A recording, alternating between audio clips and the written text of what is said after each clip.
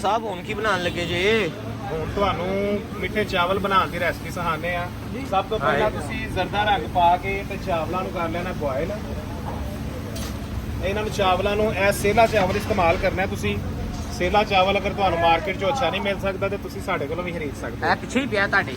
ਹਾਂਜੀ, ਤੇ ਲਿਹਾਜ਼ਾ ਸੇਲਾ ਚਾਵਲ ਇਸਤੇਮਾਲ ਕਰੋ ਇਹਦੇ ਲਈ। ਚਾਵਲ ਨੂੰ 2 ਘੰਟੇ ਭਿਓ ਕੇ ਰੱਖ ਦਿਓ। ਭਿਓ ਕੇ ਰੱਖਣ ਤੋਂ ਬਾਅਦ ਜਿਸ ਤਰ੍ਹਾਂ ਨਾਰਮਲੀ ਤੁਸੀਂ ਘਰ 'ਚ ਬੋਇਲ ਕਰਦੇ ਹੋ, ਇਸ ਤਰ੍ਹਾਂ ਤੁਸੀਂ ਜਿਹੜਾ ਨਾ ਵਿੱਚ ਪਾ ਕੇ ਜ਼ਰਦਾ ਰੰਗ ਨੂੰ ਬੋਇਲ ਕਰ ਲੈਣਾ। ਉਸ ਤੋਂ ਬਾਅਦ ਜਨਾਬ ਚੀਨੀ ਪਾਵਾਂਗੇ ਵਿੱਚ।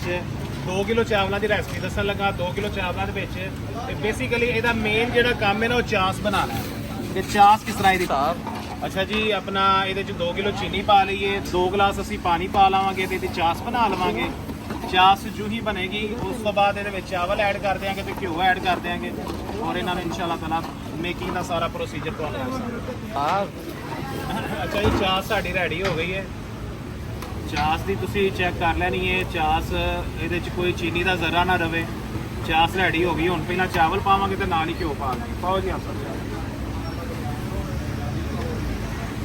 2 ਕਿਲੋ ਚਾਵਲਾਂ ਦੀ ਤੁਹਾਨੂੰ ਰੈਸਪੀ ਬਣਾ ਕੇ ਦੱਸਦੇ। ਅੱਛਾ ਜੀ, ਚਾਵਲ ਪੈ ਗਏ ਨੇ। ਨਾਲੇ ਜਿਹੜਾ ਨਾ ਘਿਓ ਇਹਦੇ 'ਚ ਐਡ ਕਰ ਦਿਆਂਗੇ। ਤਕਰੀਬਨ 1 ਪਾਈਆ ਘਿਓ ਅਗਰ ਤੁਸੀਂ ਬਣਾਉਂਦੇ ਹੋ ਪੇ ਜ਼ਰਦਾ ਸੇਲੇ ਚਾਵਲ ਦਾ ਤੇ 1 ਪਾਈਆ ਘਿਓ ਕਾਫੀ ਹੈ। ਅੱਛਾ ਜੀ, ਘਿਓ ਐਡ ਕਰਾਂਗੇ। घ्यो भी देसी घ्यो, ਦੇਸੀ ਘਿਓ ਭਾਈ, ਦੇਸੀ ਆਰਗੈਨਿਕ। ना कोई टीन ते ना कोई पैक। ਹਾਂ, ਲਓ ਜੀ, ਦੇਸੀ ਘਿਓ ਵੀ ਆ ਗਿਆ।